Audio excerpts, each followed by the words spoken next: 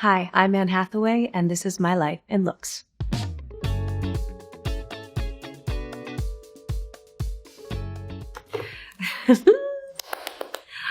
This is one of those moments where it feels like a lifetime ago and like it happened yesterday, 5 minutes ago, I swear. So I am 16 years old in this.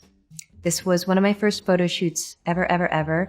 It was, if I remember correctly, an issue of TV Guide. They were doing the upcoming fall schedule, and I'd just been cast in my first ever television series called Get Real. I played a character called Megan Green, who was a rebellious valedictorian. I chose these jeans. I loved them. I bought them actually after the shoot because I loved them so much and I wore them proudly. I kept waiting for them to have their moment and they didn't. And so the years went on and I eventually thought, okay, it's time to part with them. And I gave them away. And the next year, Chloe came up with those beautiful patchwork jeans, which I actually wore to the Idea View premiere at South by Southwest as an homage to these very jeans. So if you don't like both of them, I don't know what to say.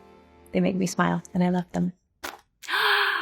Hello, princess! This is the dress Princess Mia wears when she decides that she is going to accept the throne. Why do we love a makeover montage? I mean, why is the sky blue? Why are we largely carbon derived? I have no idea. It's a mystery. These are questions that are bigger than me. I don't know. I don't know how to answer them, but God, I love them. I think I love growth. I think we all love growth. And I think that the makeover montage is the ancestress of TikTok. So clearly, whyever we love it, we just really do. Oh my gosh, Ella Frel jumping over a barrel. Sweet girl. So this was one of the first days that we shot Ella Enchanted. Ella, she was a rebellious teen. I'm realizing that I play a lot of rebellious teenagers, or I did at one point when I was one. We filmed in Ireland. We were kind of going for like a medieval, socially conscious hippie. And I think we succeeded really well. I loved this blue. And it was the first time, my first experience with hair extensions, which I did not love as much as the blue. Loved these boots. Had them for years. This is my character, Lorraine Newsome. From Brokeback Mountain, directed by the master Ang Lee. This is one of the films that changed my life. I'd been a likable actress, a cute actress up to this point. This was the first time I think I'd ever been considered like a real actress, a dramatic actress. At one point, it was Heath Ledger, Michelle Williams, Jake Gyllenhaal, and myself, and we were out to dinner. I looked around and I realized that we were about to make a movie that was going to be an extraordinary challenge, and none of us were over 25. I just remember feeling like we'd just been entrusted with something really important. I don't know, I still get chills. I remember every second of making this film. I loved her so much. I loved her so much. And I just thought this rodeo queen princess type was, who had a surprisingly steely, tough rhinestone quality to her. She was an incredibly special character. I made up a whole story about how my father, for every one of my birthdays, would always buy me a piece of jewelry that was kind of horseshoe themed. So just looking at that, I picked that belt, but just everything was chosen with such care. And I really appreciate how beautifully my scarf is tied. Well.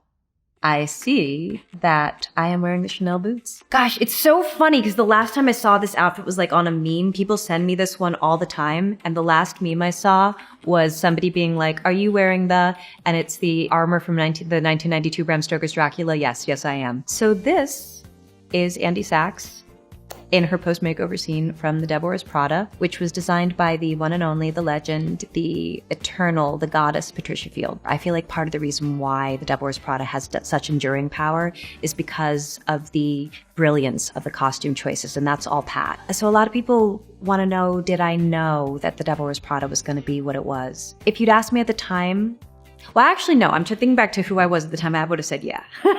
I absolutely would have said yeah. And then I think I would have been more careful as I got older. And now I'm back to saying, yeah, I did. It was a feeling. I mean, I didn't know how to prove the feeling. And I didn't realize that it would actually take 20 years for that feeling to become undeniable. I was getting ready for a Michael Kors fashion show. Well, I had just recently gotten my bangs back. And as I was going out the door, I thought, oh, that's funny. I kind of look like Andy, kinda. But I didn't think anything of it. And then I showed up and then I realized I was sitting next to Anna and everybody was kind of looking at us, and I thought, I think maybe I look a lot like Andy right now. Within minutes, literally, of the fashion show, I found out that yes, I had looked a lot like Andy. I think the most important thing in life is a great sense of humor. I think Anna has a fabulous sense of humor, and I was thrilled that we could enjoy that moment together. Well, that's lovely. That's lovely. That's just a lovely, beautiful Prada dress. That was the night I won the Oscar for Best Supporting Actress for my performance in Les Miserables. When I look at this, the thing I'm just struck by is how much love that the people in my immediate circle surrounded me with in that moment. I'm just remembering the love. If I'm really honest, it was a complicated time for a lot of different reasons that I don't want to go into, but I remember that moment feeling super pure, super beautiful. And I just made sure to like earmark that moment. I'm just like, when you look back, this is what matters. This is the part to remember. This is Dr. Amelia Brand in Christopher Nolan's Interstellar. I was actually just talking about this the other day because the costume was very heavy.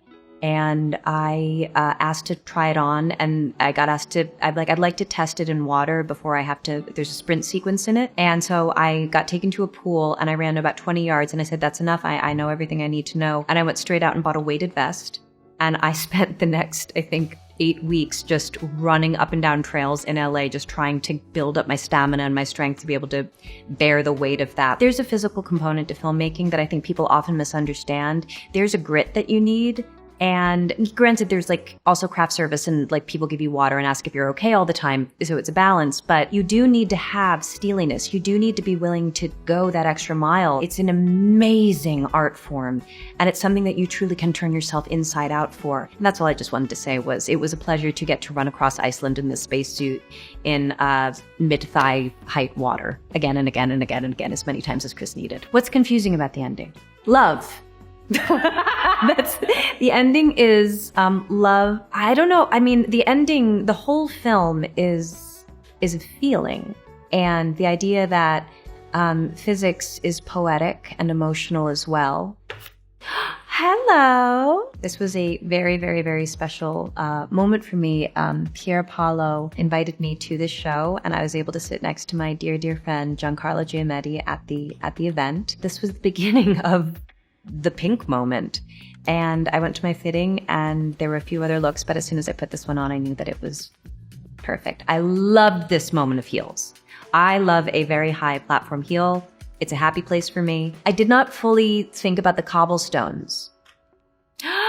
This is one of my favorite dresses of all time. I know you're not supposed to have favorites. It's like children, but this one was really, really special. It was a magnificent garment. I wish you could see the insides of it. The way it was constructed was just incredible. Literally everything that comes out of Donatella's mouth deserves to be remembered forever. One of my favorite things that she ever said was, we were taking a photo, I think it was maybe for one of our ad campaigns together, and someone said they needed to get an approval for something, and she looked at them and deadpanned, I approve.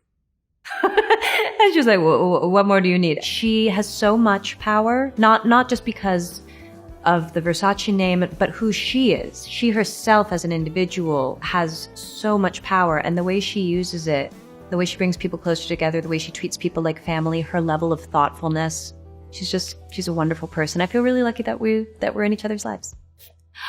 This is so nice. So this is Ralph Lauren. This was the CFDA Fashion Awards, which I was a last minute replacement for Sarah Jessica Parker. It was a big night for American fashion, so I really wanted to wear an American designer. It's always very fun when you go to one of these events that, you know, the room is full of fashion people who don't hide the fact that you walk in and they just go, and they look you up and down. I mean, it's Ralph.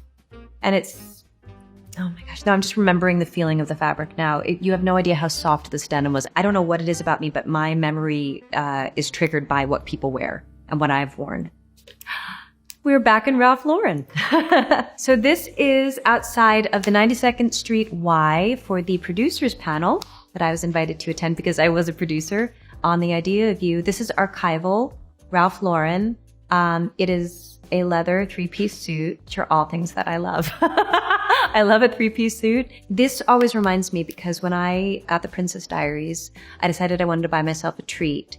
And I bought myself a pair of leather pants. And when I chose this outfit, it felt like another first for me. I've never produced something at the level of the idea of you. I mean, my goodness, when I think back to some of the directors that I've named as we've gone through these, I've gotten to learn from the best. And so what I hope to do as a producer is, I don't know, make those people look really good. Acting's not a solo sport, it's a team sport. To do your part in contributing to a world that does not rely on rigid dogma, but actually is able to be present, to take in the truth of someone else with curiosity and respect. That's what power means to me. And the idea that you are skilled enough, that you've developed your skill set enough, that it mattered enough to you to really apply yourself to learn. So that way you can say, and I can do that with precision. You can count on me. I love being able to say that with confidence. I have taken my craft seriously. I've learned a great deal, and you can trust me.